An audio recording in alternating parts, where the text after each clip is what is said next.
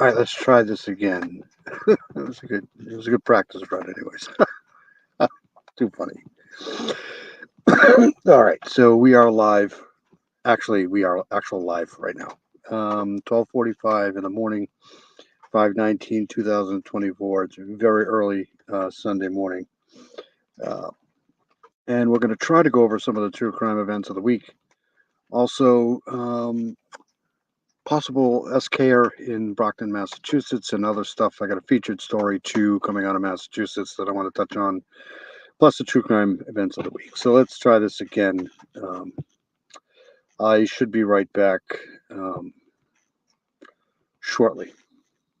Be right back.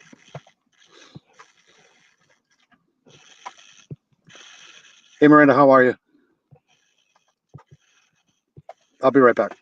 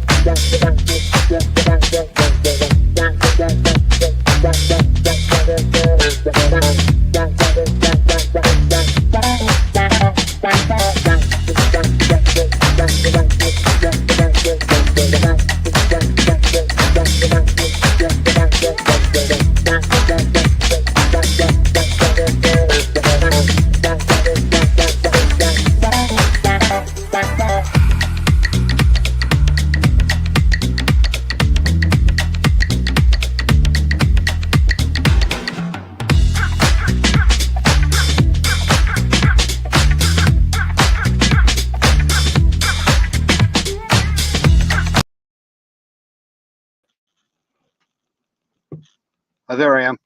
It's too funny. Uh, how's everybody doing? Hey, Southern girl, how are you? Southern gal. Sorry, I keep calling you Southern gal. It's a Northern thing. Miranda Lee's in the house. Thank you both for coming in. Thank you everybody for coming in. So I did a pre-run on this site. I'm too funny. So I was sitting here talking and I wasn't even live yet. So I had to go do it all over again. It's my luck. All right. So going to go over some true crime of the week. I want to get to the case in Brockton, Massachusetts. I'm going to try to cover that. And feature case of the week, too, coming out of Massachusetts. I want to play that because I want to try to get some exposure on that. So, yeah, that's it. Hope everybody's having a good weekend so far. I was able to catch some of Southern Gals live tonight. Awesome show. She always does awesome work. All right, so let's go to this case. I'm going to go to this case first because I just found this one early tonight. A couple of quick ones, and then we'll go on to some other stuff. So this is a unaliving suspect, and he's been arrested 22 years on the run. I think this is coming out of San Antonio as well. Seems like there's a lot of activity in San Antonio these days. So let's go here first. So this guy here has been on the run for 22 years, and he's been arrested on this case here. So let's play this. After being on the run for 22 years, authorities took a man suspected of murder into custody this morning. Hopefully everybody can hear me because I'm actually outside. I know the other day we had some issues with sound, so just let me know if everybody can hear it. San Antonio Police Department is releasing the details leading to his arrest across the border. The Night Beat's Avery Everett shows us how after more than 2 decades, officials finally found Jose Mejia. A suspected criminal caught after 20. I'm outside because I have to take care of the owls, so that's why I'm outside. And it's not bone freezing cold out here. 2 years. This photo shows Jose Mejia. On Saturday, the San Antonio Police Department released details of his arrest, revealing he allegedly shot and killed a man, and he has been free to live his life for more than 2 decades. So let's go back to the start of this case. It happened on April 26th of 2002. 3 people, including a 6-year-old child, were shot after a drug exchange. We know one of those men died due to his injuries, and his name was Leroy Campos. SAPD says multiple people identified Mejia as the shooter back when this murder first happened. On Saturday, police said this was never a cold case. The department says a warrant was out for Mejia's arrest. They just had to track him down. For 22 years, SAPD says this man was on the run. But back in March of this year, the Lone Star Fugitive Task Force with the U.S. Marshals Service took over this case and the arrest warrants out for Mejia. So how was Mejia finally caught? Well, at the beginning of May, SAPD says U.S. Marshals started working with Mexican authorities. During an investigation, information came out that he was residing in Mexico. Oh, it's awesome, Miranda. What'd you guys play for card games? That's awesome. Nothing better than a good card game, especially with people who don't mind losing, because it seems like every time I play card games, people just get really, I like to play chess, but it's really hard to find chess players around here, so I usually do the computer thing. Found, then arrested, and then transferred into U.S. custody. SAPD says he was then transferred here into San Antonio and taken into custody at the Bexar County Sheriff's Office. SAPD says the mother of Leroy Campos was overjoyed hearing that the man... There's a board game called Aggravation. I have to get that. That's like the perfect description of my life. Aggravation. That's awesome. And who is suspected of killing her son was finally caught, because now, even after 22 years, her family can begin to find... I've never heard of either one of those games, Phase 10 or Aggravation. I've been out of the loop with board games for a long time. I think the last time I played a board game was it Pass Out? Like 30 years ago, probably? Closure. Avery Everett, KSAT 12 News. All right, so that's that one there. That's kind of good news. I'm going to play this one here because this is pretty strange. Man accused of running a RAPE dungeon on wheels arrested. So this is good news here. Let me play this one too. Never heard of it. Never heard of that game. I might have, but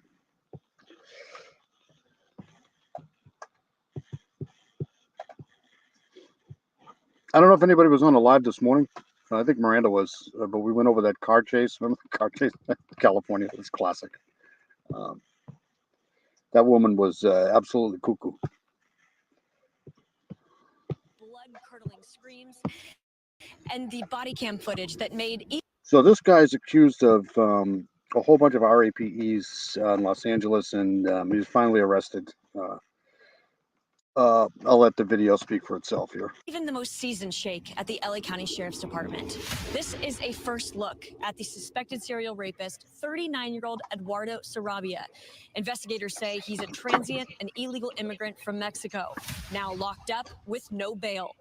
LASD investigators strongly believe the 2 rapes he's charged with are not the only ones. Sarabia is formally charged with 2 felony counts of sexual assault for forcible rape of a woman just a few days ago on Sunday, May 12th, and a 26-year-old woman on... This is not Santa. This one here is in Los Angeles. Monday the 13th.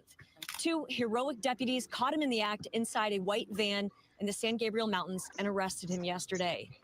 There are a lot of very disturbing and heartbreaking details surrounding these two incidents. So that's the van he was using there. That's why they're calling this the dungeon on wheels. Just absolutely sickening. That sounds straight out of a horror movie, but we can't release them yet without jeopardizing LASD's case.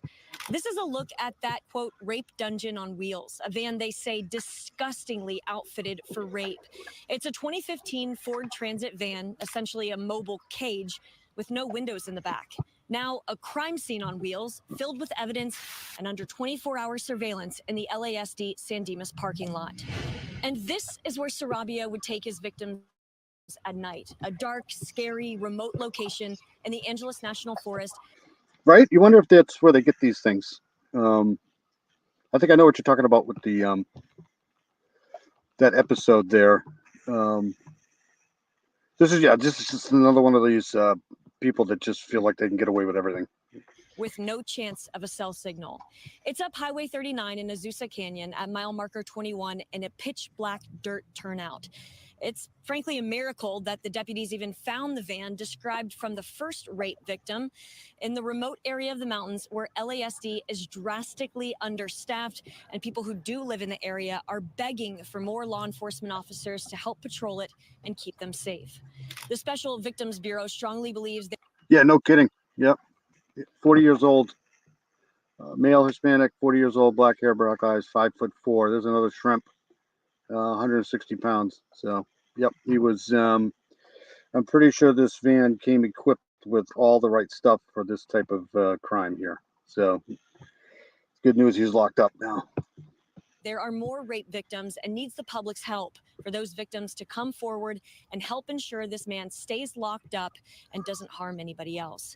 So this investigation is undoubtedly in the preliminary stage with many more developments and details to release as investigators sift through all the evidence at the crime scene and inside that van and speak to the survivors. If you have any information, please call the Special Victims Bureau of the LA County Sheriff's Department right away. Sarabia will be back in Pomona Court at the end of June. I'm Haley Winslow, Fox 11 News. Unbelievable, right? Thank God these guys get caught, eventually. I agree with this statement. These women are lucky to be alive. Yep, for sure. All right, let me, hey, that's me right there. Let's, one more I want to play here. Let's, it's this one here. This is coming out of, I believe this is San Antonio again. Really? You'd be kidding me. All right, let's play this one here. And this is a female. So let's play this here. She's being accused of unaliving her husband. So let's play this here. Boy, it seems like San Antonio is like the true crime hub of the country right now. It's so a woman pew-pews husband in the head in his sleep because the couple was nearing the end of their marriage. Now, everybody's innocent until proven guilty, obviously, but let's play this. After a shooting in a Northwest Side neighborhood. It happened around 4 this morning in a neighborhood near 1604 and Kyle Field Parkway. The Bexar County Sheriff's Office. Right? It's like San Antonio. I know of at least 3 cases that I've been following right now out of San Antonio. Office says the man's wife is now facing a murder charge. KENS 5's Vanessa Croy has the details on the case.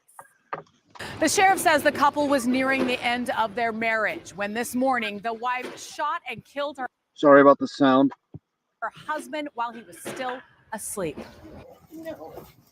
A wife accused of a cold-blooded murder. Do you have anything to say? Veronica Crow had nothing to say as deputies hauled her off to jail.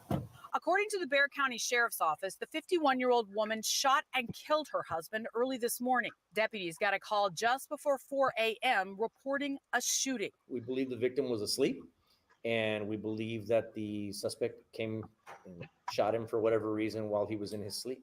When deputies got to the home off the 8400 block of Pico de Aguila, they found What? 49-year-old Damian Crow, who'd been shot in the head. He died on the scene. Sheriff Javier Salazar says the couple was ending their marriage. the only motive investigators have uncovered. But no actual reports of any sort of violence between them up until this situation this morning. Really, really sad to hear that this happened. Neighbors here still in shock. This type of thing is very, very unusual. I've been to San Antonio once. I think I was talking about this morning too.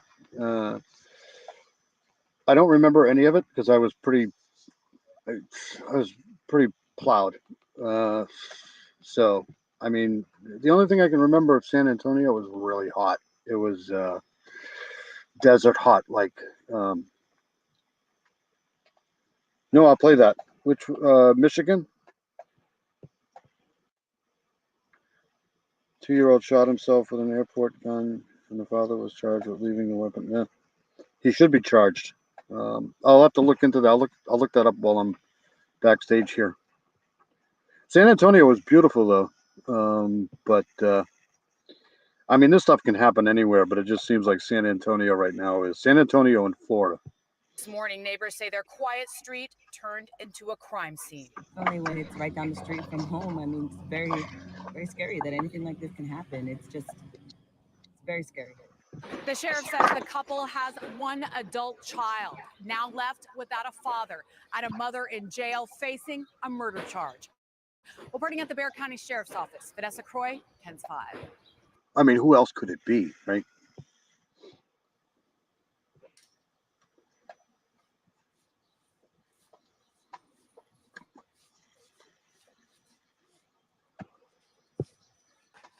What happened? Was it self-defense? Do you have anything to say? Anything to share?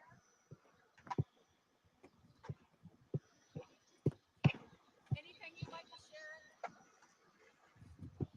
This is natural sound here, I guess.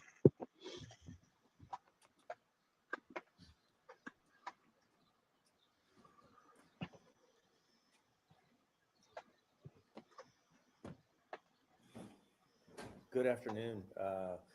Thank you for joining us. We are here to talk about, provide information on a murder investigation.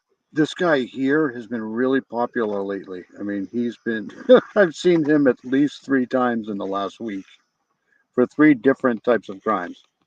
That's ongoing. I believe you all already saw the suspect in this case. Her name is Veronica Crow. She's 51 years of age. She is in the process of being booked for murder. I bet you they tested her for gunpowder residue. That's what I would suggest, probably. What we know is that about 3:55 this morning, people are so dumb. You know, people are just really dumb. They don't wash their hands off. They keep the shell casings around. You know, all that stuff. we received a call from a young lady that also resides in the house that indicated that a man had been shot there in the residence.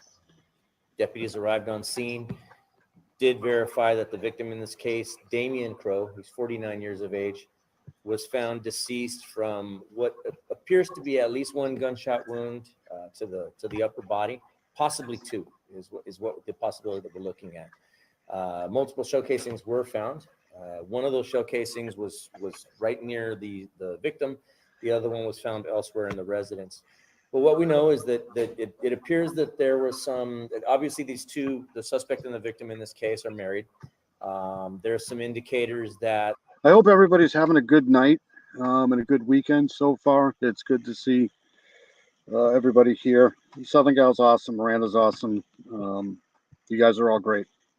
They were in the process of ending that marriage. So there was definitely some marital strife going on.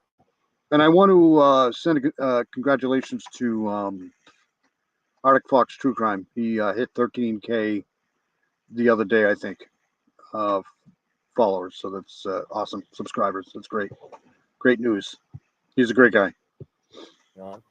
And for whatever reason, last night it appears that the suspect took his life. It's a heartbreaking situation, certainly for everybody involved. The young lady that's in the house. I was getting my coffees tonight at Cumberland's, and some guy looked at me going, "What are you having coffee now for?" I'm like, "Don't ask." Is not considered a suspect, of course. She is considered a witness in this case, very much so. But thankfully this didn't end in further. Steve too. I think Steve hit 13K earlier this week too.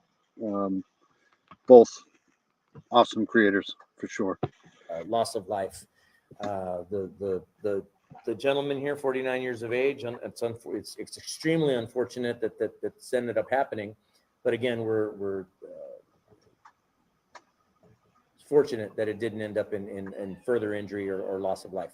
Esta mañana nosotros recibimos. All right, so that's that. I want to go to this here, and then I'll get on to some of the other stuff. Yeah, I think Steve hit 13K this week too. That's awesome for Steve.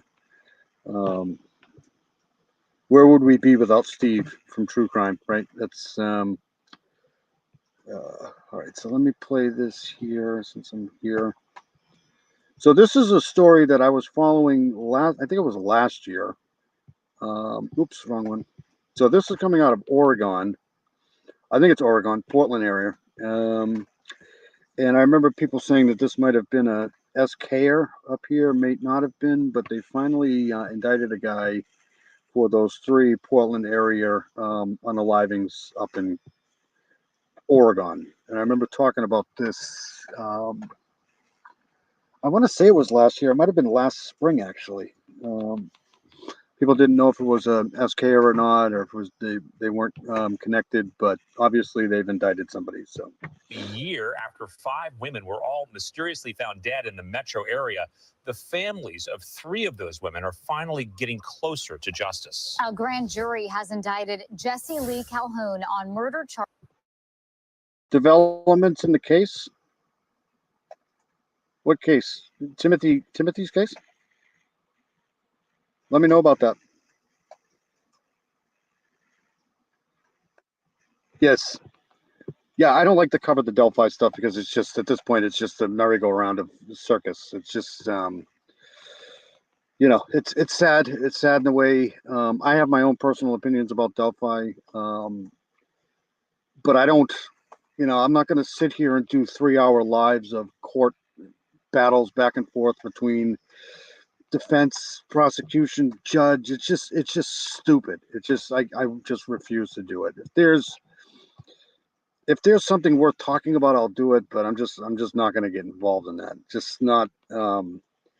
They think that this is the only trial that's ever gone on in history. These people do these things, prosecutions, defenses. It's we're never going to know. We're not going to know until there's a trial, and I'm not going to go over the drama. I'm just not going to do it. Those poor kids, poor families. It just sucks. Charges for the deaths of Charity Perry, Bridget Webster, and Joanna Speaks. Fox 12's Connor McCarthy has spent the last year telling these women's stories and was in the room when the district attorney made the announcement today. Oh, really? Grand jury? Is that the friend, you think? Yeah, they need to get, in that case, they need to get the footage from the store, the convenience store. They need to find his phone. And they also need a forensic pathologist to go over the remains for sure. He was also the only local reporter to sit down with the families afterwards. Well, it was an emotional day here in downtown Portland as all the families heard the district. So these people too, these families have been waiting forever for this. They've finally indicted somebody on this, and I remember last year people were saying whether or not this was all connected or not, but apparently it is. So. Attorney officially announced that Jesse Calhoun will be charged with the murder of their loved ones. Now, it's also been a year since the body. Same, Miranda. I feel bad for her too, but she's in good hands with Steve if Steve's on it. Yep. Of 5 women mysteriously reappeared around the greater Portland metro area. However, Calhoun has only been officially charged with 3 of their murders, according to Multnomah County investigators. It's an announcement from the Multnomah County District Attorney's Office. The families of 3 murdered women have been waiting over a year to hear. Today, my office announced a 6-count indictment charging Jesse Lee Calhoun for the murders of Charity Lynn Perry, Bridget Leanne Webster, and Joanna Speaks. Charity Perry, Bridget Webster, and Joanna Speaks were all reported missing, and their bodies were found in the greater Portland metro area in the spring of 2023. Jesse Calhoun was considered a person of interest for nearly a year. Speaks' stepsister, Ariel Hamby, says it's nice to finally hear the name of the person of interest, but she and the other families still don't have a timeline of events leading up to their deaths. No, what I will say is the thing is that a lot of people like to bash law enforcement and stuff like that, and sometimes it's warranted. But what I found doing true crime for this long is they don't stop. Law enforcement won't stop unless there's just nothing left to investigate. That doesn't mean the case stops. It just means that they need more tips, more. I mean, they just. But you see some of these cases, like I've been following, especially the past 6 months or so, they just don't stop. 22 years, 32 years, 52 years. They just don't stop until they have the case solved. It's confusing. It's like we're happy to have a name and we're happy to have, like, I guess some sort of answer, but like the DAs didn't give us much more information. It kind of leaves us with more questions, but at least we know that there's a path. Calhoun is charged with 3 counts of second-degree murder and 3 counts of abusing a corpse. For Charity Perry's mother, Diana Allen, she's now able to change her daughter's death certificate to properly reflect Perry's true cause of death. It will now say murder by unspecified means. I literally just got done talking to my cousin last week about whether or not. Yeah, there's no doubt in my mind that there's some sort of foul play in that for sure. That's why I'm going to get that. I've been trying to get that video footage from the convenience store that night because I wanted to see what was going on there. We were going to have to exhume Charity and do an additional autopsy for that proof because I was worried that would be a defense. And so you just feel so bad for these families because they didn't ask for this shit. They just don't. And now they got to sit around and wait for answers. It just sucks. But it's a very slow and methodical pace law enforcement takes sometimes, and unfortunately, that's just the way it's going to be. I won't have to do that. But not all the women whose bodies were found last year were named in Calhoun's indictment. The district attorney's office says Ashley Riel and Kristen Smith's cases are still under an active investigation. Melissa Smith is. There's 2 cases I'd like to see get solved. There's a lot of cases I'd like to see get solved, but there's 2 cases in particular. One is the Evansdale unalivings, those poor kids, and then, of course, Floor 4, the floor fires. But those are 2 cases that I'd like to see get solved, and you don't hear anything anymore about those cases. You just don't. Is Kristen Smith's mother. As of right now, it's just like it has been all these months. We're just still waiting on the process of, what the police do to gather everything they need to gather, before they move forward. But Evansdale is just so bizarre why they haven't indicted somebody yet. But maybe they just don't have enough evidence. Maybe they're just stuck. I don't know. But to me, the Evansdale case seems like it's just bizarre how they haven't indicted somebody yet. So we just we keep fighting. I know they'll keep fighting right alongside of me. Calhoun is set to be released from prison in June on a separate case, and Hamby believes charges came down to keep him in jail. To say that, I mean, the Floor 4 fire, I don't think they even care. I don't think they care one bit for that case, but who knows? Maybe I'm wrong. Kristen's case is not involved, or Ashley's case is not involved, or other women are not involved. I think that's premature. We've done our own, There'll be an arrest at some point in Evansdale. I just don't know if they're going to have, a lot of these cases, they may have some evidence, but they feel like they don't have enough to prosecute somebody in a court, I mean, but I think Evansdale, there'll probably be some closure at some point. Just don't know when. investigating and whatever. And I think that that in time we'll see answers for them as well. Getting to an indictment has been a long and painful road for these families. But over the year, they formed bonds with each other and worked together to find answers. That's why I don't go down these conspiracy roads. These, I looked it up the other day again. The top 10 states for unsolved crimes. And believe it or not, Ohio is like way on the list. It's way high on the list, and I would have never guessed that. Answers for themselves. They're confident they will find justice. I'm hoping, even though this tragic, disgusting situation has happened to us, but I'm hoping that we as a community and our DA and everyone else in office, we can all. I know there's 5 supposed victims of this, but they've indicted him on just the 3 of them for now. But I'm assuming that's what they can do. But I wouldn't be surprised if down the road they indict him on the other 2. Let's see if I can pull that up. Learn from this and make sure that it never happens to any other families, because nobody should ever have to go through this. Now, the families say that they want to thank detectives and the community for their support. And according to the DA's office, Calhoun will spend the rest of his current prison sentence in state prison. Then he will be transferred to Multnomah County Jail. His arraignment date still has not been set. In downtown Portland, Connor McCarthy, Fox 12 Oregon. All right, so let me hold on a second. I want to pull this up here. Florida, the Florida fire is just, it's just the way they treated it. It's just amazing. So these are the 5 here, but he's, I think, been indicted on these 3 here.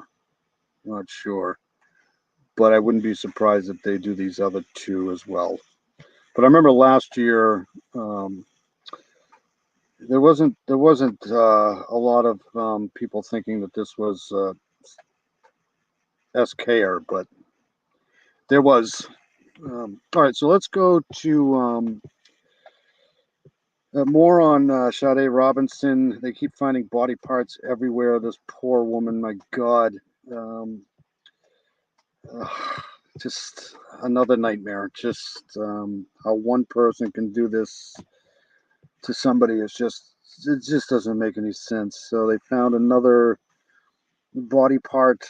So that's A severed arm washes ashore on a beach in Illinois. Illinois, and the family of a Milwaukee woman killed. So if anybody doesn't know about this case, they've been finding body parts of this poor woman here all over the place. I don't think they've tied it to Sade yet, but say they believe it belonged to her. Fox 6's Bria Jones joins us here in studio to share how the family of Sade Robinson says the connection is being made. Well, Ben, Steph, we just learned minutes ago from the Lake County Coroner's office that arm is believed to belong to a female. Now, overwhelming is how Sade Robinson's mother is describing all of these new developments. She says that the Milwaukee County Sheriff's Office notified her days ago about this discovery, and now they are awaiting DNA results. As detectives work to unravel Sade Robinson's tragic slaying in Milwaukee County, a new body part is being linked to the investigation. yeah, I do too, Southern Girl. I think this guy here is just they're just beginning to find out about him. But this guy just throwing body parts all over the place, just sicko. It's excruciating. Authorities in Illinois tell Fox 6 a severed human arm was discovered at Waukegan Municipal Beach on Saturday. While the arm is not confirmed to be Robinson's, officials say it may be related to a case in Wisconsin. Robinson's family says they were contacted by the Milwaukee County Sheriff's Office as DNA results penned. The family is still struggling quite a bit and really needs prayers at this time. Dr. Erica Brown is a friend of Robinson's mother. And unfortunately, that was something that my friend found out on Mother's Day. Prosecutors say Robinson was found dead and dismembered following a first date with her accused killer, 33-year-old Maxwell Anderson. She was last seen alive April 1st. Since then, body parts all believed to be hers. Hello, Miracle Hearts. How are you? Good to see you. Hey, Dean. How's it going, buddy? Dean's in the chat. Miracle Hearts is in the chat. Thank you guys for coming in. Appreciate it. We're just going over this true crime cases of the week, and this they found another body part, and it's probably going to be Sade Robinson, or it could be somebody else, but it's connected to this guy, I think. So crazy shit. Have been found scattered across Milwaukee County. News of this latest discovery in Illinois. State of Wisconsin versus Maxwell Anderson. Coming as Anderson makes another court appearance. A judge granting his defense attorney more time to review evidence handed over by the prosecution. Candidly, we can't figure out a strategy until we've gone through everything. A slow turn to the will of justice as the search continues for all of Robinson's remains. The family's still actively searching, just wanting closure and wanting this to be able to move forward. This is just insane. This is people have just gone absolutely berserko. Anderson's next court date is set for July 12th. Robinson's family members say they will now be focusing their search tomorrow at beaches in Racine County. Steph? Pink bracelets, balloons, and bounce houses decorate Milwaukee's Wilson Park Saturday. All over the city, people have been dressing up in pink. Although it's not Adriana Reams' favorite color, For me to come out here and wear pink, it's entirely for her. she's donning it for her big sister, Sade Robinson. I'm happy to do it because I know that she's with me when I do it. Sade's family held a public repast, which is Yeah, this is Wisconsin, right, Dean? Yeah, they found DNA in his house, but it didn't match Sade. So there's probably more. Yeah, cheeseheads are crazy for sure.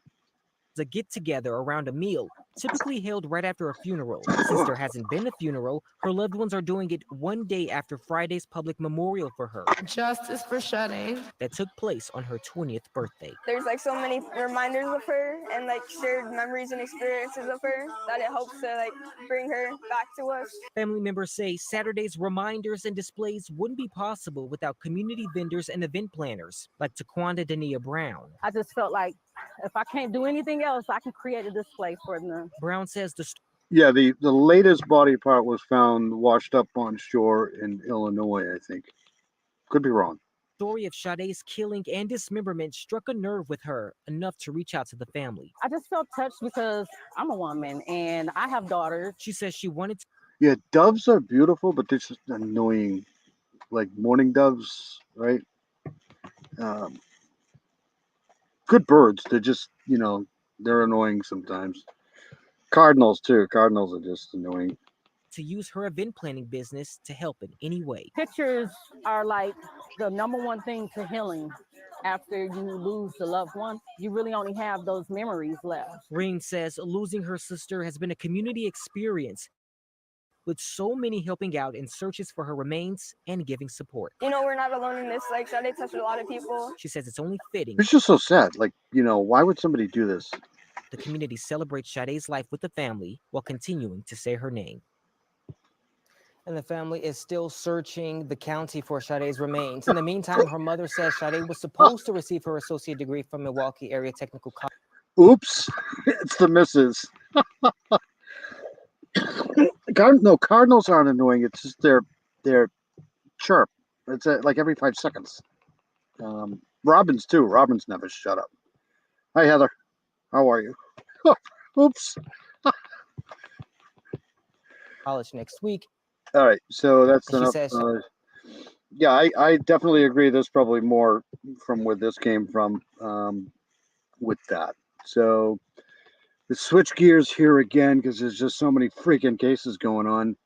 And this is going to be disturbing. We're going to go to the Soto case here. Yeah, I love birds too. Yeah, I'm going to get it for sure. In the doghouse. Yeah. It's not supposed to be up. All right. So this is new evidence coming out in the Madeline Soto case. This is going to be pretty disturbing because this whole case is just disturbing from all angles of everything. Just you can't make this stuff up. Evidence evidence in the murder of a 13-year-old girl. For the first time, we are hearing from the man accused of killing her. Prosecutors say Madeline Soto was murdered by her mother's boyfriend in February. This is News 6 at 5. I'm Lisa Bell. Yeah, glad you're with us tonight. I'm Matt Austin. We've just obtained an audio recording of police questioning that boyfriend, Stefan Stearns. News 6 investigator Michael Forrest joins us now. Thank you for coming in, Heather. I appreciate it. I wasn't saying that. Did I actually? I didn't say Cardinals. I meant to say the sound Cardinals make. Blue Jays too. Blue Jays are very annoying. Now, Mike, Stearns claims that he dropped the teen off at school, right?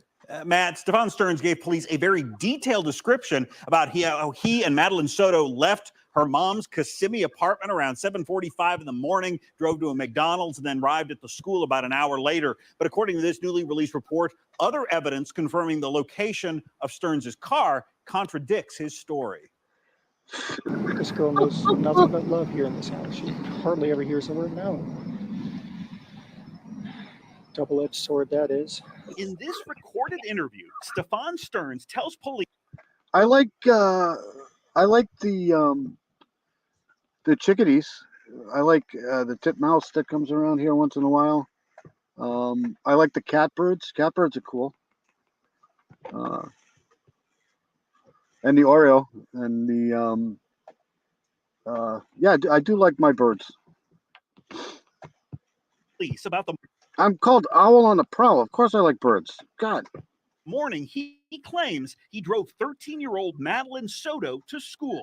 She was asleep in the car most of the time, just snoozing Catbirds till we are got dumb. there. Stearns says he dropped the teen off about a block away from Hunters Creek. Catbirds have a good song. Their songs are great. Yeah, I like Big Bird too. Snuffleupagus. Middle school. Told her to have a good day. I loved her. She told me she loved me too.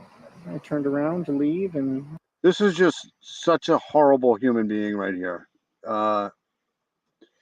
Look at what he's saying. I told her to have a good day. It's just, how can she have a good day when you unalived her?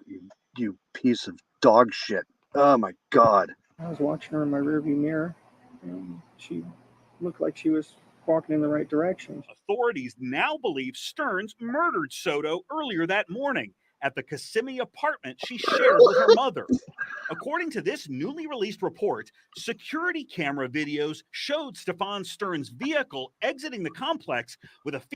You can't literally go anywhere in Kissimmee. Okay, they're in Kissimmee, Florida. It's like Disney World, capital of the world. You can't go anywhere without being on camera. You just can't. There's cameras everywhere.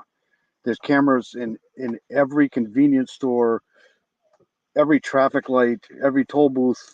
This guy is such a douchebag. Period. He had to known he was being filmed. female wearing a green sweater in the front passenger seat.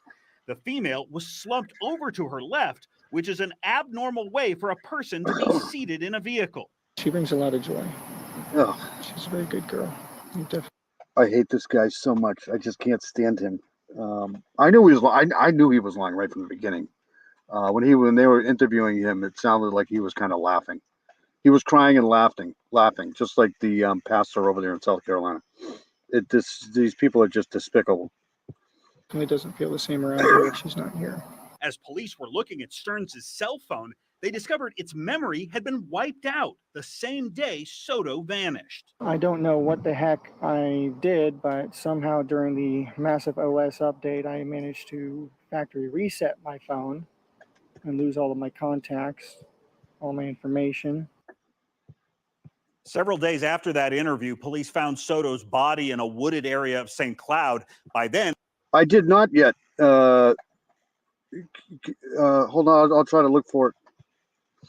Police say they had also found several videos allegedly showing Stearns sexually molesting the girl. Oh my In one God. of those videos, according to this report, Stearns can be heard telling the then 8-year-old that she could not play with a phone unless she performed a sex act. What? Lisa and Matt. Oh my God. Ugh. SG News has obtained new audio and documents in the case against accused child rapist and killer Stephen Stearns. He was arrested in the days following the disappearance of his girlfriend's daughter, Madeline Soto. SG News investigative reporter Greg Fox joins us now, going through that evidence. Greg, I don't know if anybody can do anything with a phone, it's me. So I don't think I don't even think I can reset my phone accidentally, but you never know. Stearns appears fairly calm throughout this recording. And there may be two explanations for that. Number one, at the moment, he may be thinking detectives have no real evidence against him. Number two, he says several times in the interview that he's taking a... This guy here deserves the worst possible punishment that anybody could face in history. He's just a bad person. That's it. A lot of medication to control anxiety. What he didn't know then is that detectives had already been focusing on him as the prime suspect. And she wanted to be dropped off a little down the ways from the school. You're listening to Stephen Stearns' voice as he was being interviewed by detectives on February 27th, one day after 13-year-old Madeline Soto disappeared. Stearns, the boyfriend of Maddie's mother, was supposed to drop her off at Hunters Creek Middle School, but said she wanted to be dropped off a couple of blocks away. She's got this phase that she's been into lately where she's very particular about what car she's seen getting out of in front of the school. But Maddie never arrived at school. Video evidence would later, allegedly, show Stearns discarding items that included Maddie's backpack and laptop computer in a dumpster at the family's Kissimmee apartment complex. During the recorded interview, Stearns expressed sadness at Maddie's disappearance. At that point, my brain was mush, and I was on so many tranquilizers to keep me stable.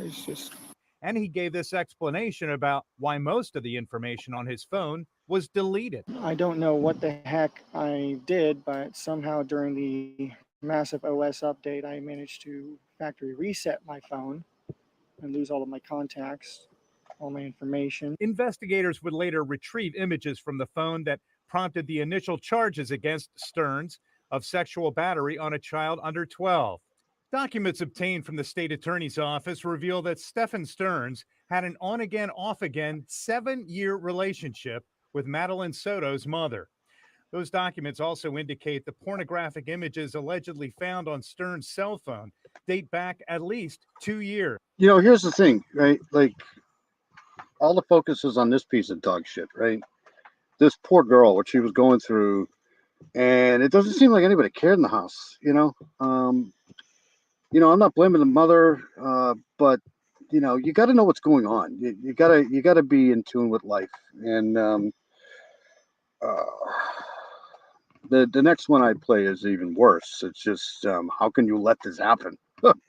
You can't. And depict vile acts of sexual abuse. In March, detectives provided sworn statements of their discussions with Jennifer Soto and Stephen Stearns.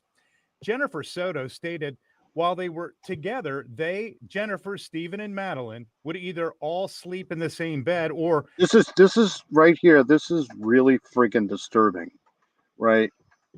You don't do this. This is not acceptable in anywhere, in any life. Madeline would sleep with her when Stephen was not there.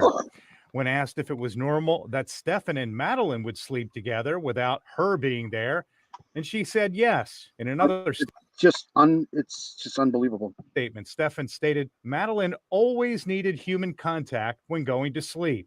Stephen referred to it as, "Hey Donnie, what's up? Hey, what's going on, buddy? Mark's in here too. Hi, Mark.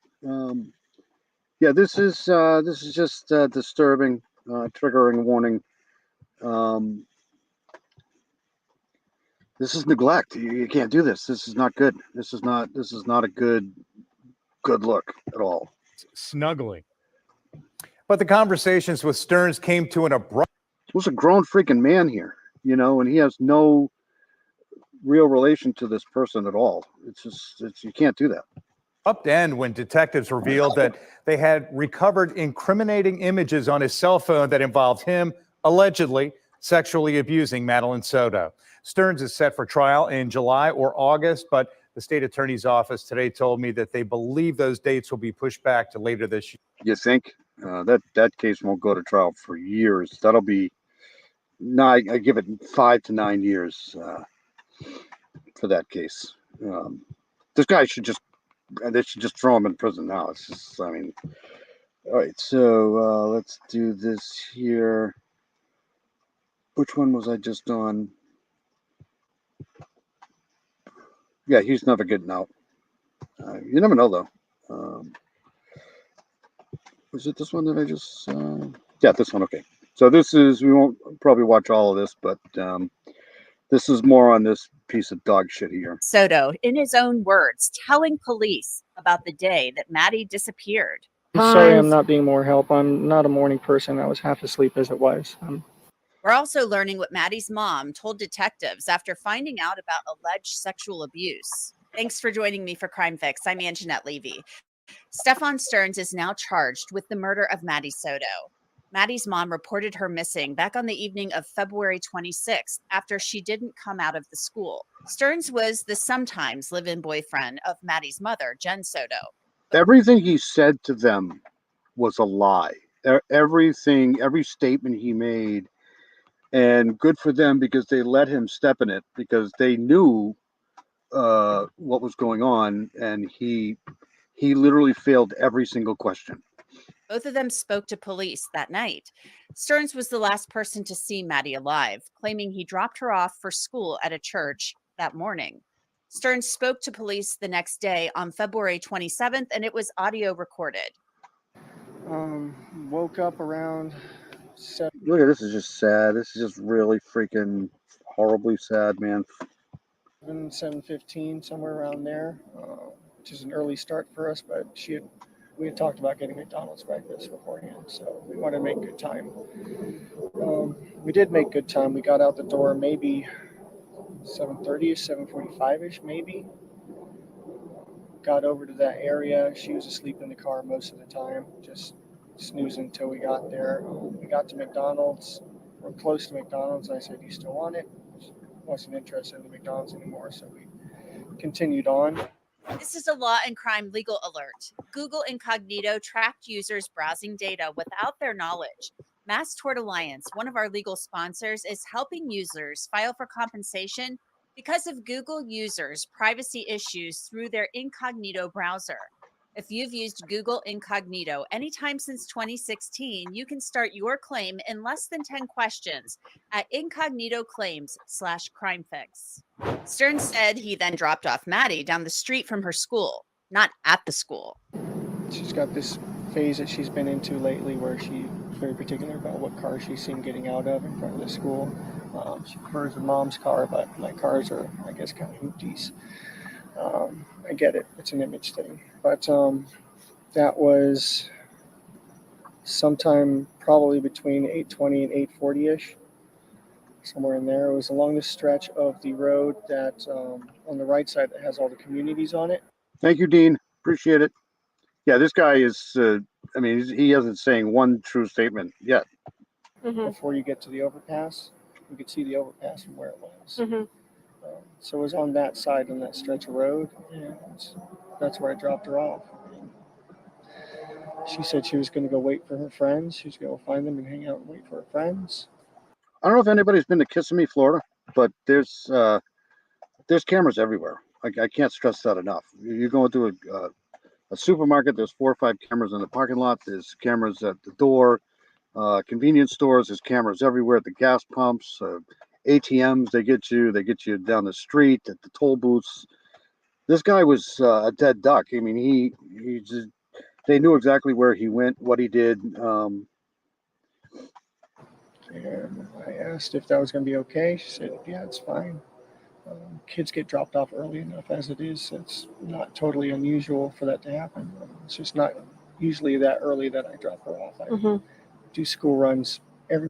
At this point, I cannot believe for the life of me that any mom would let that happen, right? Like, the guy's a grown man, and you got your daughter and yourself in the same bed with him, sleeping. That's not normal. I mean, he's not even related to her. once in a while for her. I said, okay, let her out. Have a good day. Love you. Thanks. Love you too. And I turned around and was driving away and was watching her in my rearview mirror to make sure that she was going where she was supposed to go. And she was moving in that direction, but she was rummaging around in her backpack or something. What I assumed was probably headphones or something like that. But I found out later that she forgot her phone here, so she may have been rummaging for her phone. But she was still kind of making her way towards that direction, so it looked okay. It looked like any other day. And I just continued on. That last little bit of information is very important. Hello, Karen Lee. How are you? Good to see you, kiddo. Karen Lee's in the house. Yeah, this guy is obviously not normal. I mean, he's living in a different world because he thinks he's smart, but he's just not. They knew exactly what he did.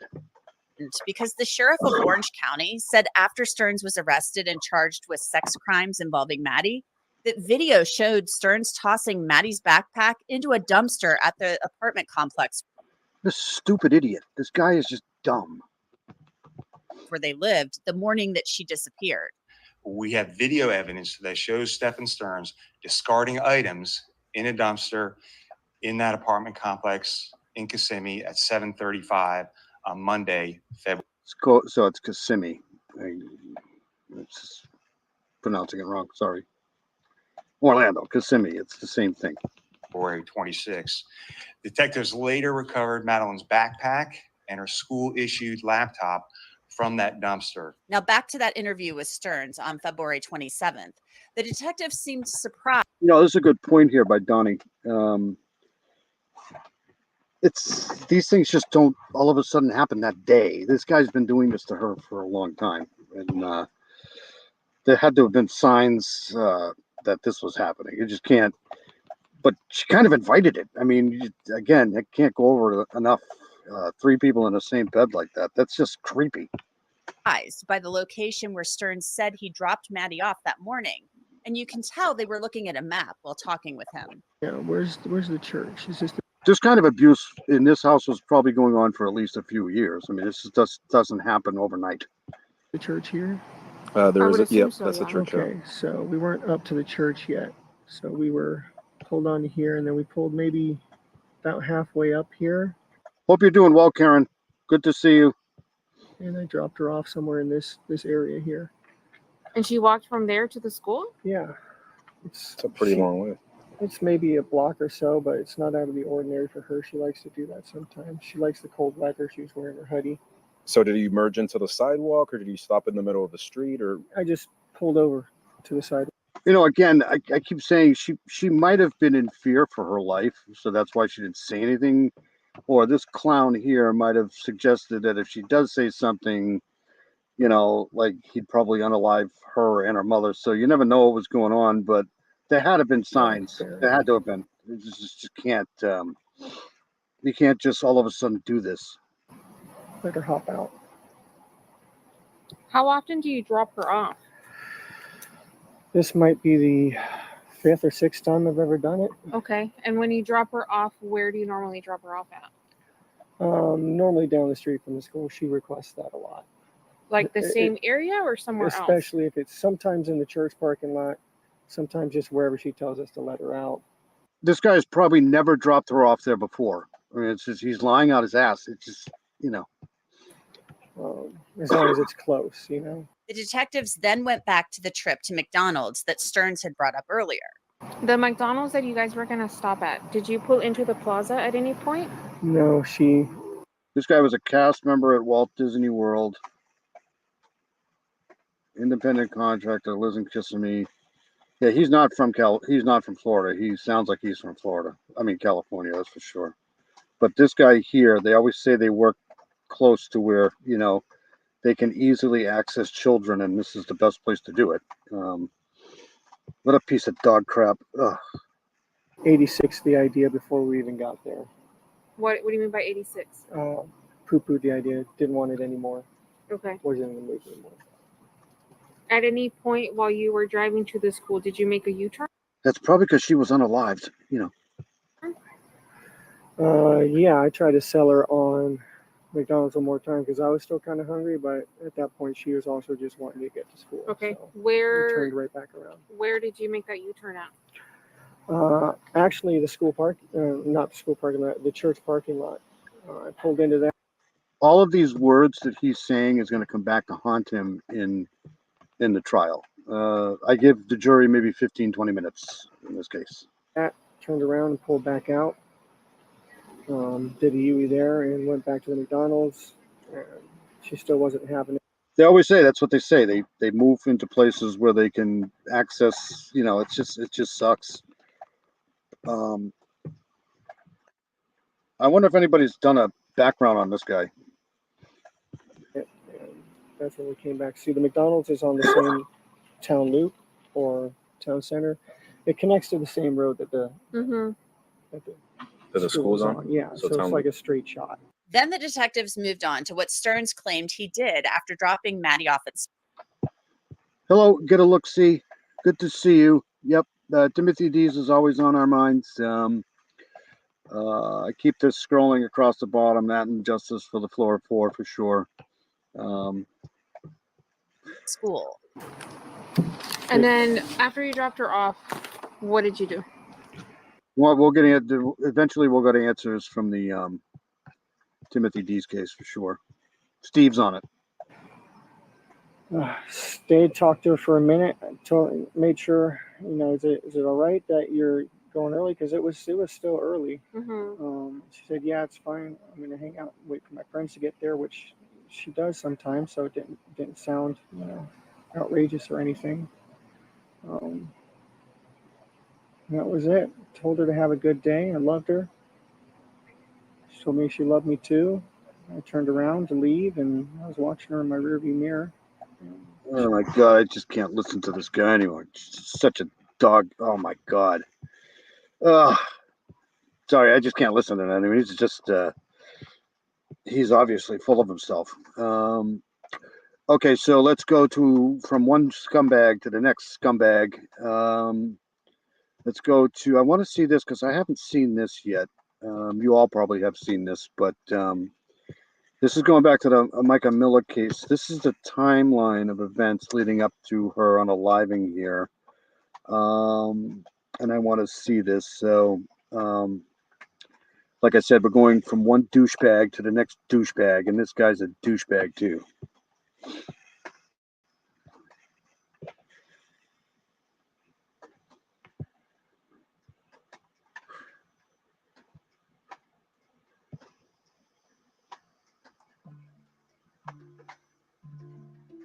So this is the timeline of events leading up to the unaliving of Micah Miller, as described by Robeson County Sheriff Bernice Wilkins, reporting by WPD. Okay. Sunday, October 8, 2023. Micah Miller and her husband, John Paul Miller, a pastor from Solid Rock Church, filed for divorce. They were married back in 2017. Micah's friend said she had led the women's ministry and worship team at the same church. Thursday, February 8, 2024. Micah's involuntary... If Heather's still in here, this is the case coming out of Myrtle Beach. So we're pretty familiar with Myrtle Beach, that's for sure. Especially Surfside. Hospitalized for 48 hours. Wednesday, February 21st, 2024. Michael calls police and alleges her ex-husband stole her car while she was hospitalized. This guy right here is just as bad as the other guy, as far as I'm concerned. Very similar. She tells the officer she has known her husband since she was 10 years old and that he, quote, groomed her, end quote, while she worked for him at Solid Rock Church until they were wed in 2017. I didn't know she was married before this guy. Paul tells the cops his wife suffers from, quote, episodes and... Read this. Episodes money on an annual basis. At Christmas, she is reckless and spends large amounts of money when she stops taking her to. See, this is... I was told that they did a preliminary toxicology report, but I don't know how true that is. But this when she stops taking her prescribed medication here. To me, this is a key here in this whole thing. I wonder if he was kind of controlling this medication thing here. Quote. Since the car is marital property, no charges were filed. Monday, March 11, 2024. 2 incidents are filed with authorities naming Micah as a... Thank you, sweetie. I'd invite you up here, but you probably just yell at me all the time. victim. She calls the police after finding her tire slashed with a piece of metal. This woman here, in my opinion, had absolutely no chance in life. She just didn't. From 10 years old, man. Was later identified as a tire deflation device available for purchase online. Mechanics then find a GPS device attached to her car. Wednesday, March 13th, 2024. Someone at Solid... I'm being heckled. Troll. Rock Church files a police report alleging Micah transferred donation funds from the church's Zelle and Cash App accounts to her personal account. Micah leaves her apartment in Myrtle Beach, South Carolina, shortly after noon and heads to a pawn shop to buy a gun. 12:34 p.m. Micah leaves the pawn shop and travels on a highway, stopping at a gas station to buy gas and a... Okay, so this is the footage that I saw the other day. Hold on. Leaves the pawn shop and travels on a highway, stopping at a gas station to buy... So this is where this white SUV pulls up, and this is really creepy how that happened. Gas and a drink. She heads toward North Carolina. 2:54 p.m. After about an hour and a half, Michael calls 911 from a park over the... We've seen this sign before. Yeah, I got to be careful. You get some battery acid in my coffee. State line, about 33 miles away from the gas station, and says she plans to end her own life. Tell me what's happened. I'm about to... So this is triggering here. This is the 911 thing. So if anybody is going to be triggered, just turn your volume off or whatever. This is not good. Kill myself, and I just want my family to know where to find me. 3:03 p.m. Deputies with the sheriff's office head to Lumber River State Park, contact the park rangers, and begin a search within 30 minutes. Specialized units searching for Micah from the air are deployed. All right, so Micah makes a call 2:54 p.m.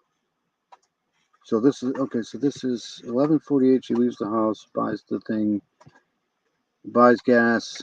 This is a long period of time. But it could take you forever here. 3:50 p.m. Detectives are approached by someone fishing in the area who says they heard crying followed by a gunshot. They also found a bag a few feet from the water's edge with Micah's ID inside of it. 4:23 p.m. A kayaker in the area calls 911 to report a body in the water. A perimeter is created to secure the area for an investigation. Within the hour, the chief of detectives arrives and the medical examiner is called. 5:54 p.m. Crime scene investigation technician begins taking photos of the area, and they found Micah's car. Inside the car, investigators found a gun case in the passenger seat and ammunition in the center console. The receipt for the weapon and her gas station stop are found. 7:11 p.m. A gun is discovered in the water at the park. Its serial number matches the case found in Micah's car. Tuesday, May 2nd, 2024. John Paul Miller sits down with WPDE for an interview. During the interview, he mentioned some of the struggles he thought Micah had with mental health. So over the years since we've been married, some people struggle with high blood pressure, some struggle with diabetes, or struggle with mental health. And whenever she stayed on her lithium, things were amazing. she'd come off sometimes, and things would get a little unusual. Per her doctors, they told her even just recently No, she definitely. I mean, it's really hard for me to put him there.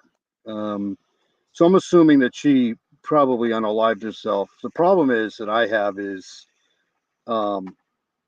he could have been. I don't know. It's just a strange case.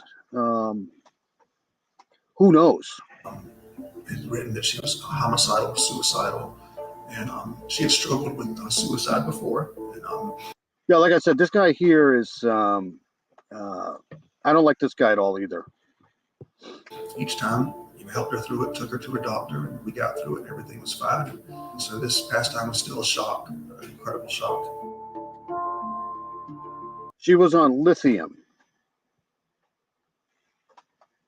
for the bipolar disorder. So I wonder if he was helping her with that. Because there's certain drugs that you can administer to people if they're on drugs. I've been looking into this, and there's certain drugs that you can actually help with to get you to that state of mind where you want to take your own. It's that's why I wish they would have done a full toxicology and a full autopsy, because you never know. Sunday, May 5th, 2024. Friends and family rally outside Solid Rock Church. Some in Micah's family dispute the manner of death described by her estranged husband. This has to be at least looked into deeply. There's got to be some accountability here because whenever you have people like this that come out and start talking about this stuff here, circle of people, circle of friends. If you watch true crime like I watch true crime, you know that that's the spawning of like something not right. it's a tragic life was lost, and it's not just as simple as somebody had some mental issues. A memorial service honoring her life followed the rally. Monday, May 6th. She had a really good voice. I saw her doing some stuff at the church, or at a church function or something like that, where she was singing. She had a pretty good voice. This guy's definitely no angel. He's just I hate the guy. I mean, how do you do this? 2024. The medical examiner releases Micah's cause of death. They conclude that she died of a self-inflicted gunshot wound. Micah's family meets with deputies about the investigation. John Paul asked the sheriff's office to meet with him in South Carolina. The investigation team said they did not plan to cross the state lines. He's a controlling bastard. He expected her to do whatever he wanted her to do.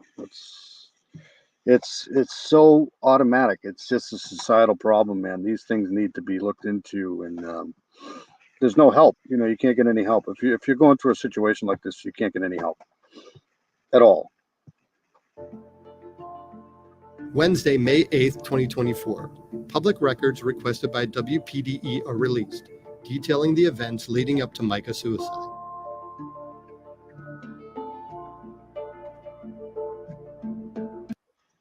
Okay, so this is the attorney for him. This created a buzz, causing local and national attention. Falsehoods, mammoth proportion. Client refutes any report that suggests he ever abused his wife. Bullshit. Reports claim that the pastor Miller groomed his wife from the age of 10. Couldn't be farther from the truth. Okay.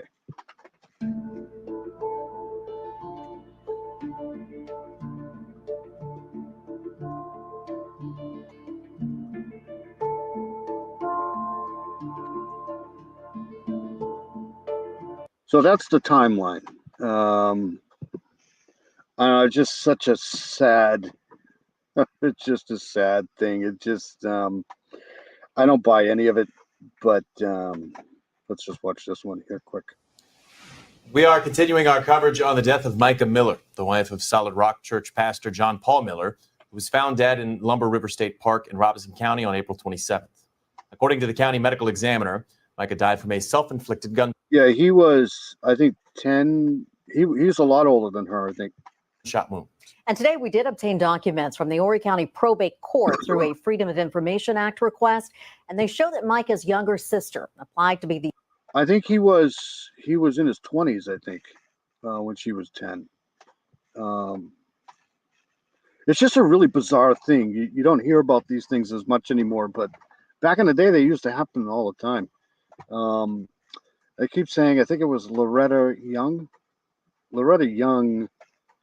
Lynn, one of those country singers, got married really, really young too. She got married at like 13, I think, 13 or 14. And I think Priscilla Presley was pretty young too. But, this is just, it's not acceptable in my opinion. The special administrator of her estate rather than her husband. The affidavits from Micah's brother and sister outline their concerns regarding. Good night, sweetie. Hope you get some sleep. I'll try to keep it down. That's why I'm out here. Her death and estate in the days following her death. ABC 15's Joel Vasquez is working for you tonight, looking into these documents. Joel? Jen Connor, Micah's sister, Sierra Francis, claims in her affidavit that Micah told her about abuse and violence from John Paul. Now, court documents confirm John Paul was served divorce papers on April 25th, just 2 days before Micah died. Now, Sierra says Micah believed people were following her and that John Paul had hired people to keep track of her where she went. Also in the affidavit, Sierra says that Micah was. Isn't that a crime? You can just hire people to follow your wife. That doesn't make any sense. Was fearful that she would not make it to the divorce and that her life would be taken from her. Now, Sierra testified Micah told her, quote, if I end up with a bullet in my head, it was not me, it was JP. Now, according to the affidavit from Micah's brother, Nathaniel Francis, he received multiple emails forwarded to him by Micah and John Paul. Nathaniel's affidavit states that in one of those emails, he says John Paul apologized for damaging her vehicle, saying that he was angry at Micah because she put her family before him, making him want to hurt her. Oh my God. How is that not a problem, right? That's got to be a red flag right there. That has to be a problem. Also in the court documents, Sierra said Micah told her that John Paul was moving assets from his name, like his car and their house, to the church. Now, online records for Horry County show that their home was transferred from John Paul to Solid Rock Ministries last December. We have reached out to John Paul's attorney for comment, and we're still waiting to hear back. Jen, Connor? Yeah, you're not going to hear anything. Joel, thank you. John Paul Miller has not been arrested or charged with any crimes related to Micah Miller's death. To read the full affidavits, you can find that right now on our website at WPD.com. I think that may be one of the reasons why, I know they're saying it's a jurisdictional thing because she was found in North Carolina, but that may be why the FBI might be poking into this because of the money fraud thing, but we'll see. I don't think this case is over, in my opinion. I think, and kudos to the family because they're not letting this go. I wouldn't either. That woman was abused, in my opinion. And I've said it before. That's why I got into true crime, is because of domestic violence and stuff like that. It's just, a lot of people think of abuse like that being physical, but mentally it's annoying too, because you just this guy was definitely controlling her every move, period. And that's abuse too. All right, so I'm going to go on to this one here. 9/11 revealed ex-boyfriend was chasing her. So unalived mom remains found after shocking 9/11 thing. This is going to be triggering too. One for help to escape an abusive ex. Then she disappears. Now, months later, her remains are found in a wooded area. As officials confirm, she was shot in the head. Jamila Smith was reported missing in early December by her family. Her family reports Jamila was in an argument with her ex-boyfriend, 33-year-old Daniel Gabriel Harmon, while driving back from Columbia, South Carolina. According to the Aiken County Sheriff's Office Dispatch Center, they received a call shortly before 9 p.m. on the evening of December 2nd. Jamila reportedly called 911 saying her ex-boyfriend came to her home and she was trying to get away from him. According to reports, the dispatcher who I was covering this one a while ago, and they finally found her. took the phone call said she sounded out of breath and also reported hearing an engine revved. Jamila said the words, "You hit me," and told the man to leave her alone. Then the phone appeared to drop, but a man's voice could be heard telling her to get in the car so he could take her to the emergency room. Jamila reportedly continued to scream, saying, "Don't touch me, please, and you hit me." Officials wouldn't find her body until 5 months later in May of this year, as her body was found discarded in a wooded area in Aiken, South Carolina. Jamila's ex-boyfriend, Daniel Harmon, was arrested on December 5th after officials allegedly found him under the influence in North Augusta. According to the Aiken Standard, Harmon was in a standoff with police after they tried to serve a warrant charging him with second-degree domestic violence. Yeah, it just sucks. That's what I'm talking about, Southern Gal. It's it's exhausting. And a lot of women don't want to come forward because, in my opinion, they probably feel like there's nothing they can do anyways. So, what do? You go to the law enforcement and nothing happens, and sometimes it's worse. It makes it worse. So something's got to be done. Something has to change. This is happening way too often, and this this pastor is just another one of those cases where the abuse just kept piling on and piling on, and finally she did something about it. The warrant alleged Harmon strangled Jamila in November with a child present. And that wasn't the only instance of previous domestic violence. Jamila's family told USA Today she had a history of calling authorities on her ex-boyfriend due to domestic violence, including 3 times last year in July, August, and November. Well, reading stories just July, August, and November, right? Like one time should be enough. seems like a tragic story that we've often seen a lot of cycle of domestic abuse, and you have a woman in this case who's trying to seem like she tried to break away from it, and unfortunately, yeah, they just found her.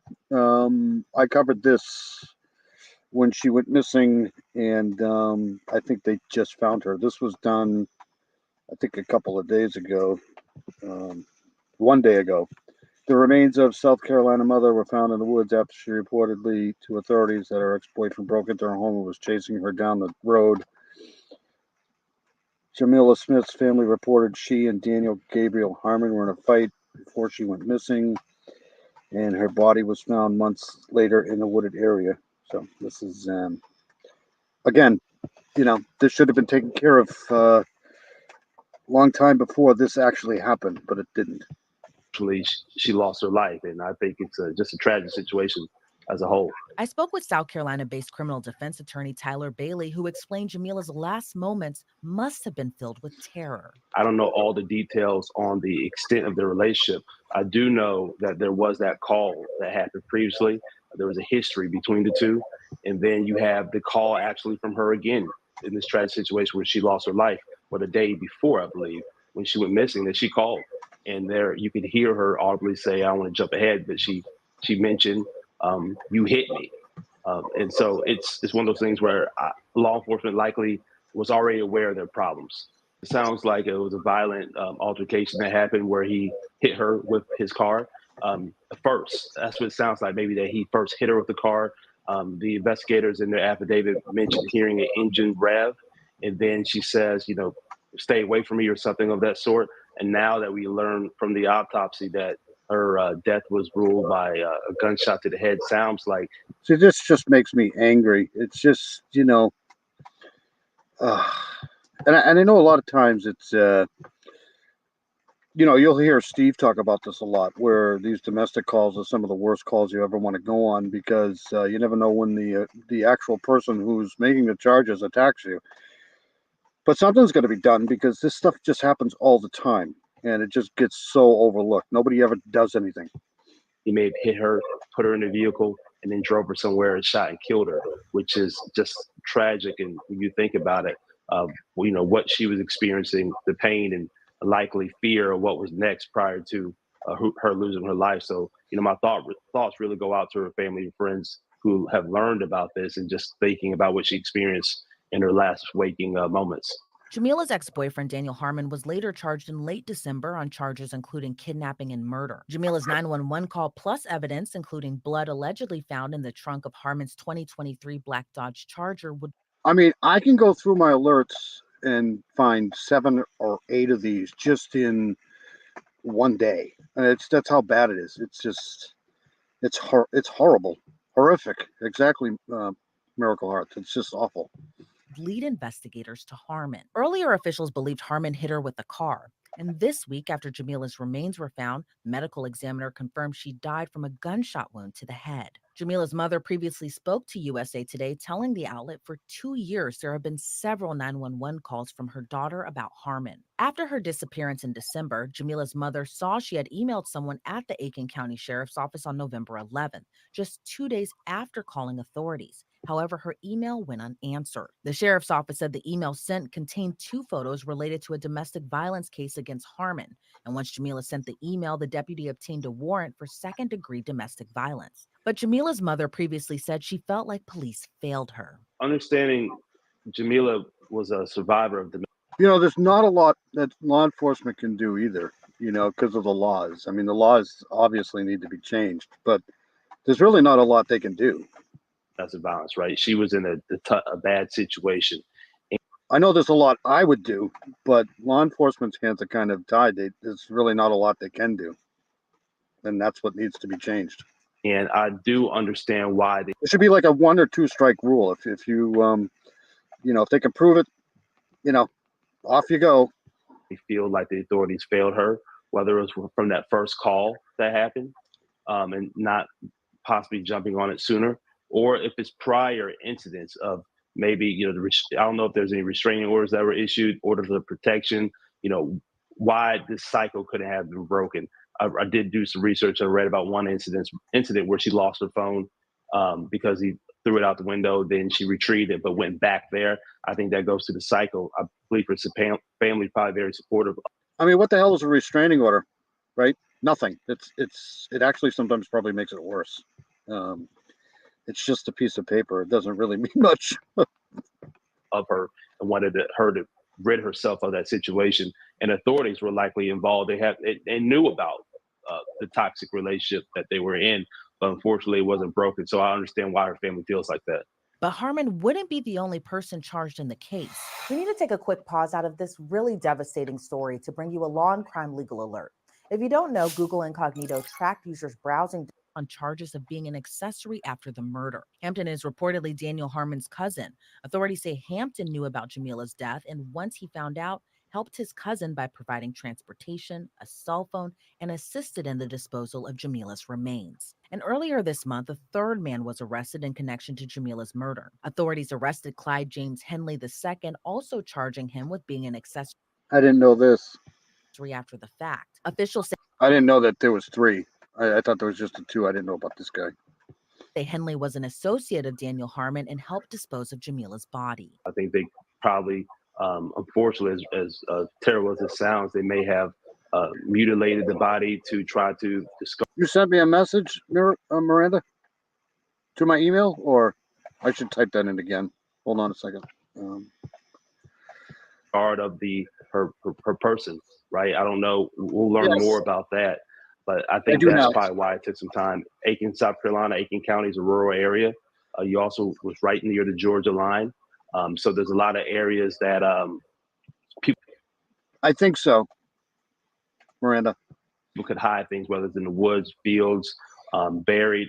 I don't know all the details. I really hate just seeing how beautiful of a person she was, her losing her life, painting these details. But there's plenty of places that these individuals could have attempted to hide the evidence of the murder. So could Henley and Hampton turn against Harmon and testify against him if the case goes to trial? Bailey says possibly. I definitely think they could. I think that's probably their one, depending on how solid this evidence is probably their best option is to testify, to turn state's witness and admit to the fact that they did provide assistance, but they can shed information about what happened and how things went down. Bailey says he doesn't see prosecutors offering a deal to Harmon. I see these cases going to trial. I think with the attention on it, I think depending on how solid the evidence is, I see no reason that the prosecutors would offer a plea deal that would be advantageous to take. Maybe if they would. Yeah, there's really no need to offer a plea deal now because they found her. I mean, if they wouldn't have found her, that might have prompted some sort of a plea deal. But who knows? These guys sometimes cave and would say, give them the max or take a year off. in that situation, I know that the defense attorney and defendant will likely say they'll go to trial. I highly doubt that there's going to be any serious offer. I think that the family would need that type of closure as well. It's opening those wounds, but also holding the defendants accountable. But I just knowing the area, knowing that circuit, knowing the judges and lawyers over there, the prosecutors, I just don't see this case ending anything short of a trial. But with the evidence seemingly pointing toward Harmon, Bailey says it could be a difficult case for the defense. I mean, the only other tactic you could take in this case is either one, it was self-defense somehow, which I don't see the facts leading towards that, or two, you didn't do it. The state's not able to meet their burden in proving the evidence beyond a reasonable doubt, that there's some hiccups, whether it's improper searches, a shoddy investigation, just try to attack every little piece of the case to say that the state eyeballed him from the day because they knew they had a bad relationship, admit that there was domestic violence that they previously had, but that doesn't mean he murdered his ex-girlfriend in this situation. That's the only defense you can make. Now, is it successful? I don't know. I highly doubt it, but that's what I would try to make. You have a mother. She was a beautiful young lady who lost her life. She had 2 children as well. And already just the makeup, jurors are more conservative. You know, they're more supportive of course, law enforcement. They're protecting women in this situation. And then you're going to have, not only do you have the defendant who's being accused of the kidnapping and murder, you have the accessories after the fact.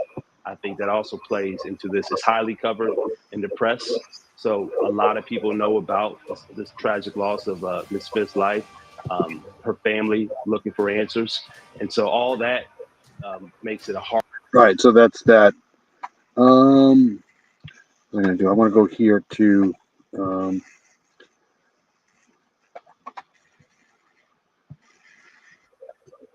okay, so let's change gears here with that stuff. And I want to go to this here because I've been following this lately, but this has been going on for a while. And I'm going to read some of this stuff here too. So this is an interview with a woman who says she was raped by what's being commonly known as the Brockton serial killer, who remains on the loose. So let me read this here, and then I'll play this. This is coming out of Massachusetts. So let me try to read this in cryptic. Actually, let me share this here. Hold on a second. I'm going to stop this and share this.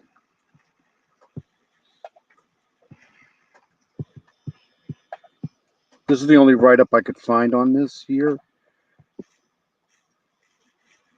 Okay, so when the dismembered body of 20-year-old Ashley Milet was found in the woods in December of 2000, so this goes all the way back to 2014, it pointed to a sinister unaliving. But after a second body was discovered near Ashley's, that of Linda Schufelt, that one there, that lady there, it looked more like a dumping ground of an SKer. DNA and tests revealed the perpetrator was linked to a series of brutal RAPESs against sex workers in the city. However, despite some significant work, including a Parabon Nanolabs DNA phenotyping sketch, the cases have still not been solved.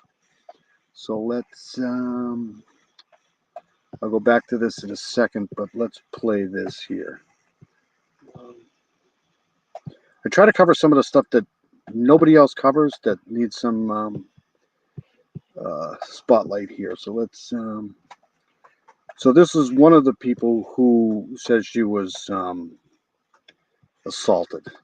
Story you'll only see on WBZ, a follow-up to an I-Team investigation into the murders of 2 women and the vicious rapes of several others in Brockton, all at the hands of one serial killer. A man who has eluded police for more than 10 years. Now, after seeing the I-Team report, an airwoman tells our chief investigator, Cheryl Fiandaca, that she is one of his surviving victims.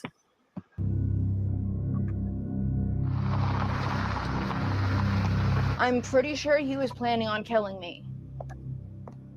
Essie was selling sex in cheap hotels and on the streets of Brockton when she says she came face to face with the serial killer. And he looks totally normal. It was November 26th, 2013. Essie just got released from a drug treatment program.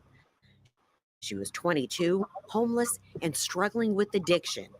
Needing money for her habit, she hopped into a car with a man. This was such like a common thing that I did every day. Essie didn't think twice. The man was good looking. Tall, fit, muscular, handsome, light-skinned or Cape Verdean, clean cut, short haircut, clean car, black sedan, nice. I mean, he checked every box. I would have gone on a date with him, like as disgusting as that is.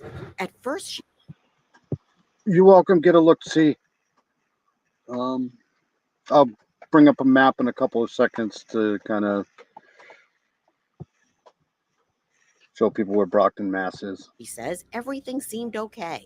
But as they began driving down a dirt road, Essie became alarmed. My intuition is kicking in. I'm starting to feel uncomfortable. He tells me that he can't find his wallet, but he's not looking for his wallet. She says he stopped the car and asked her to get out so he could look under her seat. He came up from behind me and he grabbed me, and I instantly couldn't breathe. I couldn't think. I even had a knife in my hand, and I dropped the knife on the ground. From there, it was just like a blur of like being strangled, running away, getting caught. He was raping and strangling me for like about 4 hours. I can't even count how many times. Then her rapist noticed her phone kept ringing. The guy was like, "Who is this guy calling?" And I was like, "That's my friend. He takes down the make, model, and plate number of every car I get into in case, I get into trouble." Her quick thinking likely saved her life. After that, her attacker told her to cover her face and dropped her off near downtown. He told me he's killed girls. He told me, he didn't tell me he was gonna kill me, but I think he was. Investigators say one of the bodies was dismembered. The other may have been there for some time. This disturbing discovery by police just weeks after Essie's encounter. The body of Ashley Milet and the skeletal remains of Linda Schufelt were found on this dirt Brockton trail. Police say the killer's DNA linked him to both murders and at least 3 violent rapes. They were savagely beaten is what I was told. So this is a bad guy, right? This is a guy that's been walking the streets for a long time. So 10 years.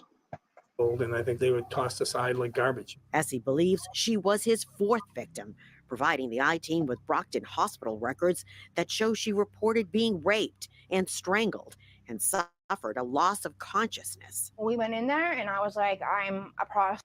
Yeah, that to me that sounds like some sort of a SKer. They like to do that to victims. They like to do that neck thing, bring them back, do that neck thing again. It's just a sicko thing. I was raped probably over 10 times. And I want a rape kit. But Essie says the hospital did not give her a rape kit, I figured. even though an emergency room doctor found evidence of injuries to her neck and vocal cords. I guess I should have just walked into the police and been like, "I'm a prostitute. I just got raped." But after the hospital, They just don't care. Unfortunately, they just don't care. It's just so sad. I cover these cases all the time. It's just, from some of the other SKers around here, the cases will never be solved because they just don't care, unfortunately. treated me like that. I was afraid I might end up in jail. At the time of the murders, police released a sketch of the suspect. A few years later, scientists using DNA created this composite. But so far, the killer has not been found. I just don't think they care that much about prostitutes and drug addicts. So obviously he's not in CODIS yet.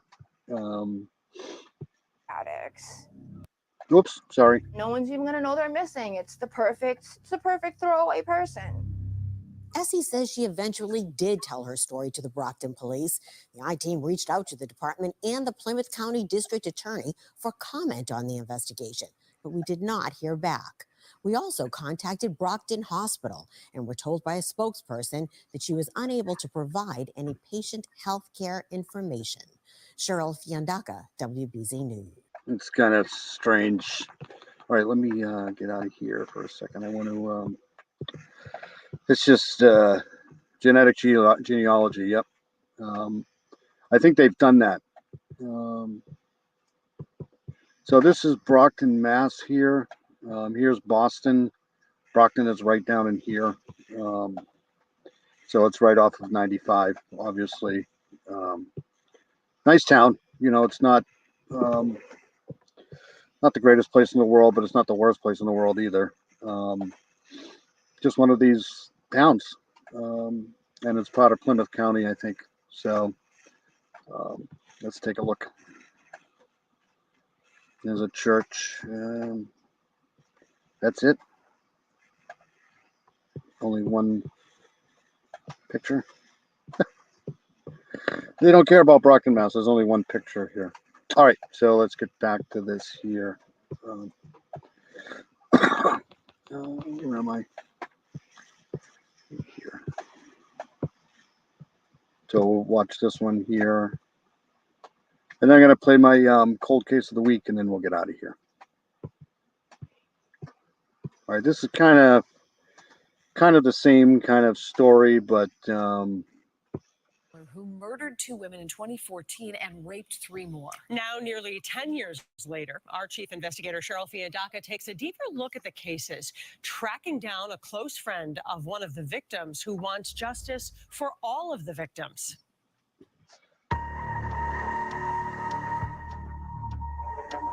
Investigators say one of the bodies was dismembered. The other may have been there for some time.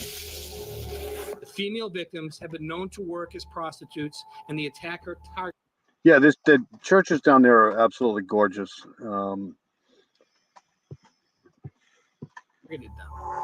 It's scary. It makes you not want to walk around Brockton. Nobody really wants to walk around Brockton anyways. This is a person who apparently killed for pleasure.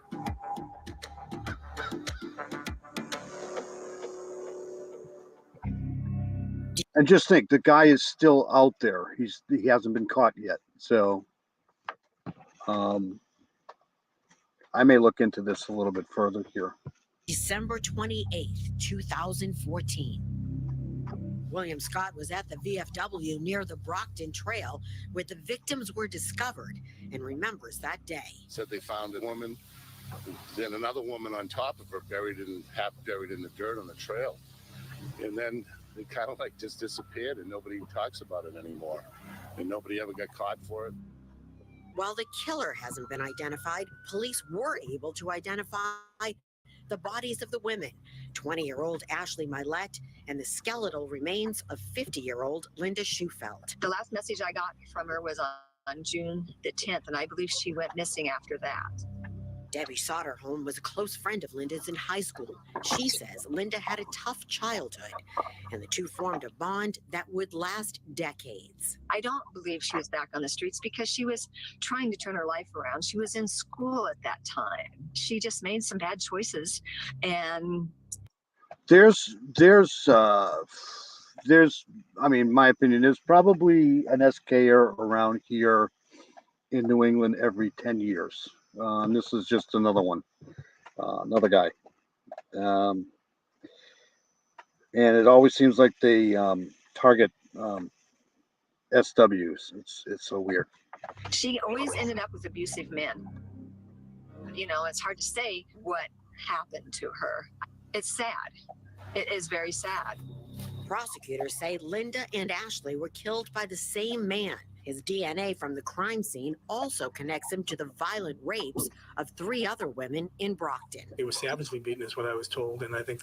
By the way, I am outside, so I think my owls are out. So if you hear a strange sound, that's what it is. They were tossed aside like garbage. Police say DNA helped create a profile that could spark the investigation and track down the man who killed 2 women and raped 3 more. In 2017, investigators turned to scientists who were able to predict what the suspect might look like. They even searched for a family matched on genealogy websites, but so far, no luck. There's so many cold cases out there that have DNA and just have not been able to be solved yet, and they're cold for a reason. I mean, there just isn't enough information to connect that. The good news is, this technology is getting better and better and better and better. So the good news is there is DNA. So eventually they'll probably catch this guy, but how many other victims, right? Person to that crime scene, but the DNA is still there. The DNA data is the connection, and as long as we can continue analyzing those DNA samples, eventually a lot of these cases can be solved. The FBI would consider him a serial killer. Northeastern University criminology professor Jamie Foxx wrote the book on serial killers and mass murderers. They kill for fun, for pleasure, makes them feel good. That kind of individual has very little trouble. See, unfortunately, sex workers are like a perfect target because unfortunately nobody's going to say anything if they're gone. They disappear all the time. It's not a great profession to be in if you don't want to die. But they're still people. And almost half of my adult life, I've been tracking down some of these perverts that do this stuff from there's another guy around here, the Maine South Woodsman unaliver. He took 6, I think. And this piece of dog shit down in New York, the Gilgo 4. I try to keep up on these guys. Finding victims by an offer of money or drugs will put themselves in harm's way. Serial killers will tend to discard their victims in places where they hope they will not be found. It's likely that he would continue. Unless captured, it could be that he's in another state doing something similar. We don't know. Now, No, my opinion, he's probably right in there with, thank you, Southern Gal. He's probably right in with General Society. Nobody ever suspects him. Probably has a normal job. Probably, at this point, has a family of his own, so no one suspects him. That's a thing. And you can't go by a sketch because everybody kind of looks the same. nearly a decade after the killings, not knowing where he is or how the women ended up with him, continues to haunt Debbie, who hasn't given up hope that one day there will be justice. And a lot of times, unfortunately, law enforcement doesn't take these women's cases seriously because they, a lot of times they probably think they're fibbing. But I mean, look at the Golden State Killer, right? What happened, only God knows, and the one that murdered her and Linda know, what happened that night. She was a human being, she does not deserve any less than that. So do you, Southern Gal. Southern Gal's got a great channel. Feel free to post your links in here, Southern Gal. She does a fantastic job. Southern Gal is amazing.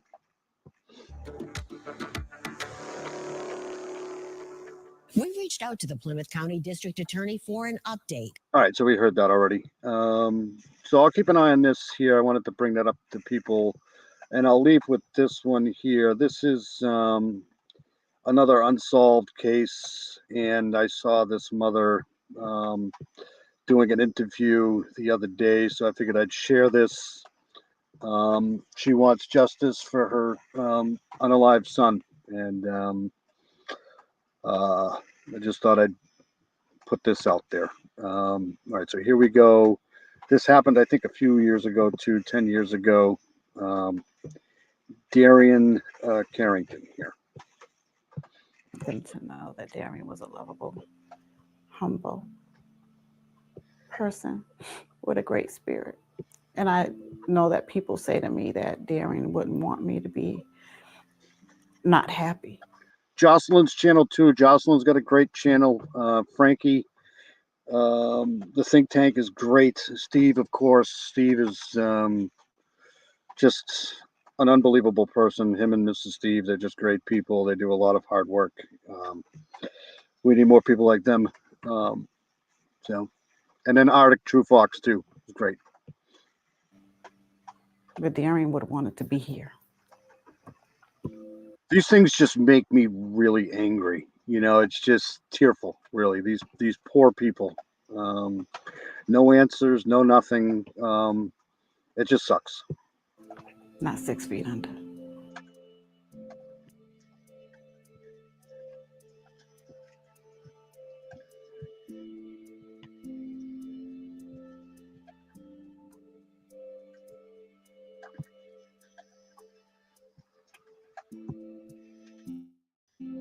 A lot of emotions. A lot of different emotions right now. Because let me go back a second here. This is the restaurant. I've been up here. There's a restaurant up here at the very top of this building here. And it's probably the worst food you'll ever eat in your life. Emotions right now. Because I'm here. When I could be enjoying life with my son. Darian was this loving kid. I gave birth. But Boston itself, especially Lynn, Massachusetts, if you like Greek food, that's the place you want to be. And a lot of the restaurants down there, if you look at the outside of the building, you'd probably never want to go in there. But the food, they literally treat you like family, especially if you look Greek. But the food is just absolutely wonderful. Birth to this beautiful little boy, and he warmed my heart. He was the joy of my life. For 18 years, it was just me. Thank you, Southern Gal. Thank you so much for sharing those. And Darian. Darian loved to play basketball. He loved to be around his family. I brought him up in the church. He was on the junior usher board. He was on the youth junior choir. He loved to sing. So Darian was a kid who just loved to be active. So I kept. So I'm going to show you this here. Hold on a second.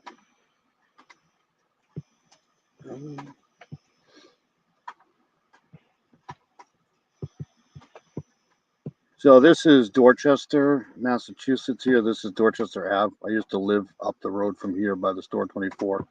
And this is where he was unalived, right in front of this Chinese food place right here. It's it's not the greatest place to live in the world for sure, because it's right basically out. I mean, crime here is inevitable, but let me go back to this here. Hold on a second. Whoops. Right here. Just wanted to give you a layout of the land there.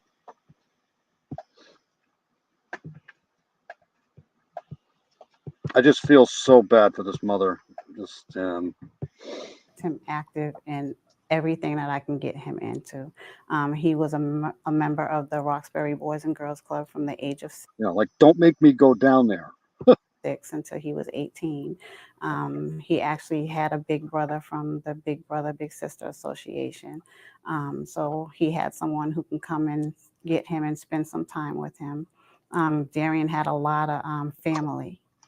He had a lot of family. So he was very bright.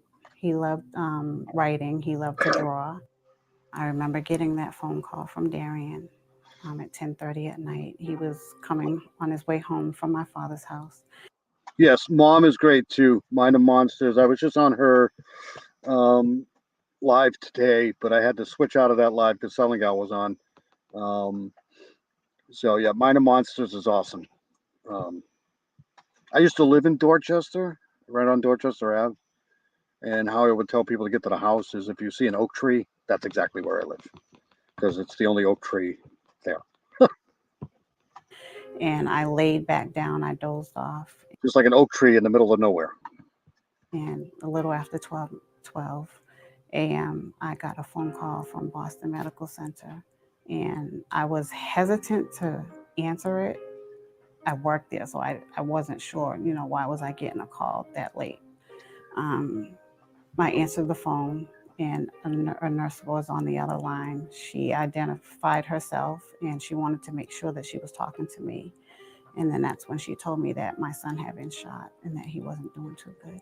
He stopped at the Canton House Chinese restaurant on Dorchester Ave, which was literally right around the corner from my house. So he made it that far, and he was on the cell phone talking with a friend. When somebody walked by and said hello, he knew who it was. And She says cell phone. I didn't catch that the first time. And he was on the cell phone talking with a friend. When somebody walked by and said hello, he knew who it was. And then the person turned around and came back. And the next thing you know, he was shot. And the person on the other line said that he said, "Oh my God, he shot me." So he knew who it was. God has given me the opportunity to utilize my voice to speak for my son. Nobody else can speak for him. And knowing that his case is still considered unsolved, it's a fight. I'm fighting for my son.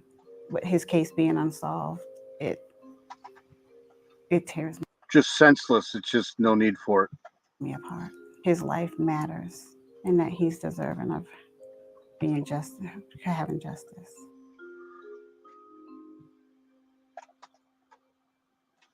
Take me through the process of the communication between you and Boston police. So the only communication I had in the beginning was the night after, which was on January 9th. Right? It's just horribly sad. It's this woman has to go through this to get some answers. It just sucks. That's why I wanted to do that. I wanted to play this. 2008. And that's them just basically asking me about Darian, questioning me about Darian. And after that, there was no more communication for 10 years. I would call, I would leave messages. I even had their cell phone numbers, other than them coming to me 2 weeks after he was killed to give me his belongings. There was no communication. When I went to that community meeting in February of 2018, and the homicide department was on the panel, that was when I was able to ask and, let them know I don't have any closure. I don't know what's going on with my son's case. I haven't heard anything in 10 years. A lot of people stood up. That's when I started to realize that it wasn't just me. Because I took it personal. I just felt like they didn't think Darian's life was important. But I realized that it wasn't just me. And I ended up getting a phone call 2 days later, and they set a meeting 3 days after that. So in February 2018 was the first meeting I had, and I was told nothing. It was. I just put my email back in the chat here, so if anybody wants to send me something, there it is. Heart-wrenching to know that 10 years had went by and you don't know anything. What did you do for 10 years?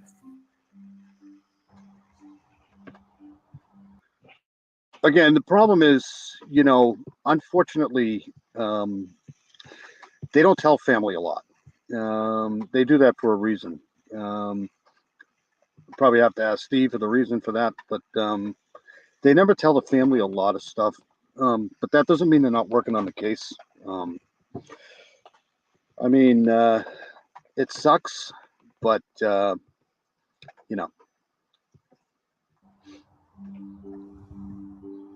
And there was still no more communication until I reached out to Ms. Clementina in November of 2020, and I told her I can't continue to go on like this. I need to know. And that's when she connected me with a victim witness advocate. And that was when I started realizing that connection should have been made 12 years ago. There were resources out there for me. And I suffered, like I said, in silence. I remember my last words to him: be careful crossing the streets and call me when you get there.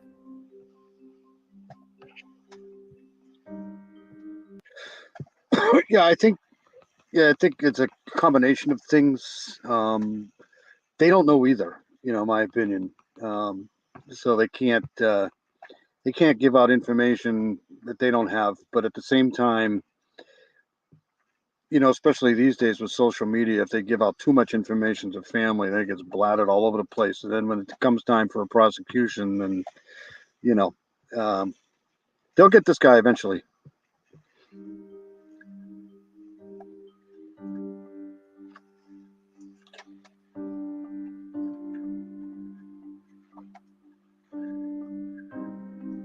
And when the media realized that he was an honor student, he was going to a Christmas party for the Teens Against Gang Violence. He wanted to be the first Black president. The narrative changed. What would have happened to my family and I if Lewis wasn't a gang? If he was known to the police? Does it mean that we're not worthy of? And so for me, that's what I wanted to change.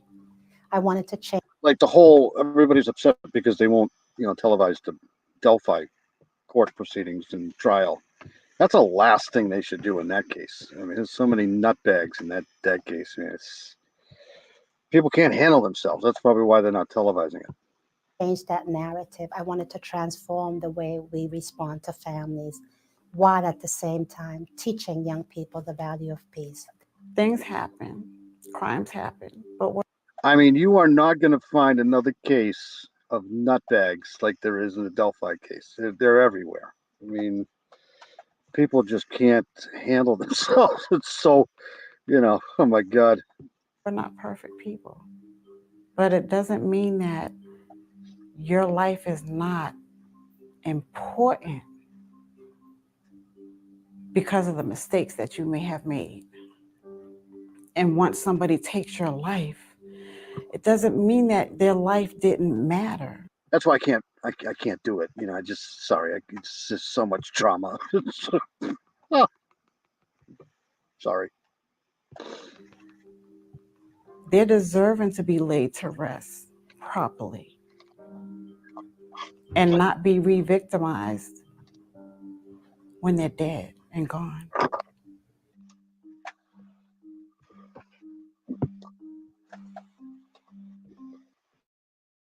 I've been following Delphi since the beginning, and it's just you start talking about Delphi.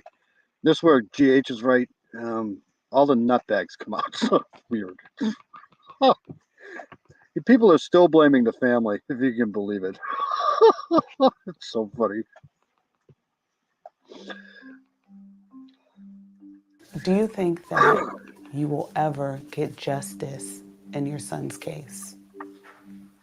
On a personal level, no.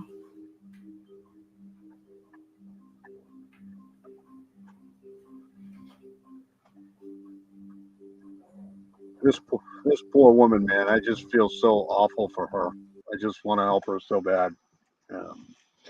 It's got to be tough to lose. I mean, I think this was her only child here. I could be wrong. Why do you think you won't get justice? Because I feel like they don't care. The homicides are very difficult because the level of proof is really important. You just don't want to arrest anyone that you think is associated with.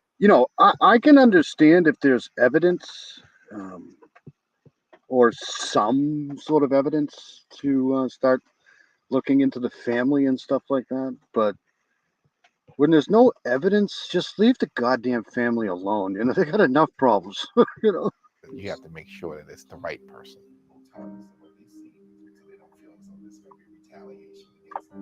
So I'm not totally familiar with it, but all I can do is both apologize for it and then just our heart goes out to them. They've been through a lot, and I don't think there's anything we can say or do that's going to.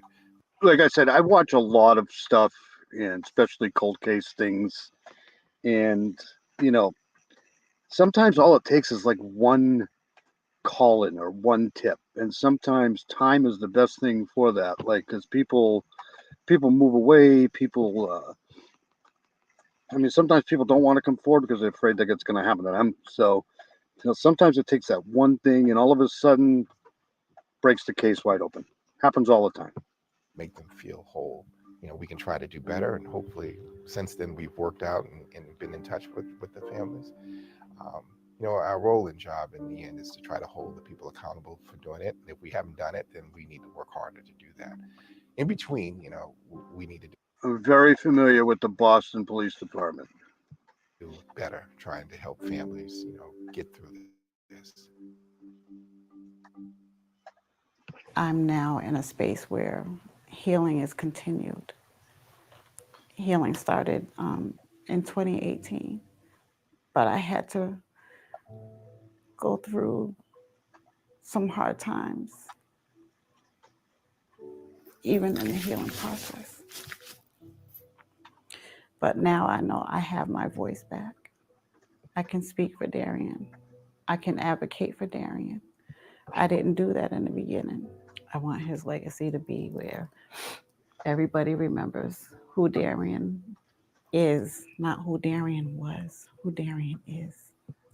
What a great mom, really just heartbreaking. Is still that loving, humble spirit that I miss. I miss him so much. I just don't want nobody to forget Darian. I'm going to talk about Darian as long as I have breath in my body. I'm going to keep his memory alive. I'm going to continue to celebrate Darian. I'm going to continue to be his voice. I'm going to celebrate Darian's life. All right, so I'm going to get out of here. Just sucks. That just sucks. I'll try to see if I can help her at all. But anyways, I want to thank everybody for coming in. It's been 2 hours or so. People are probably tired of me already. But I want to thank everybody. Get a look-see. Thank you so much, Miranda Lee. You're awesome. If you want to send me something, I put my email in here somewhere. Southern Gal, you're awesome. Thank you for hanging out. You're great. Southern Gal's probably got one of the best channels on the planet. Miranda, thank you. Dean was in here. Who else? Who else was in here? Miracle Hearts 2 was in here. Karen Lee was in here for a little while. I know she's over on Manimal's channel too. Mark was in here. Thank you. If I miss anybody, I'm sorry. Heather was in here. Hopefully she's sleeping.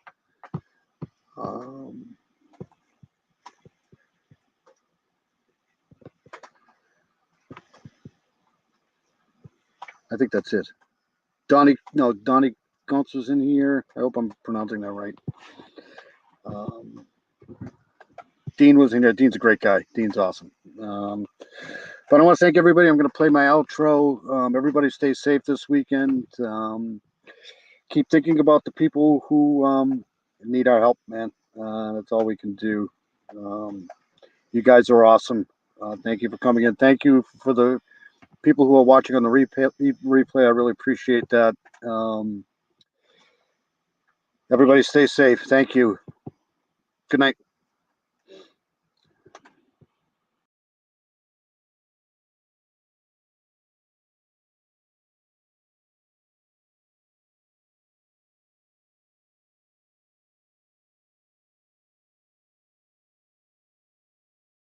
Mm-hmm.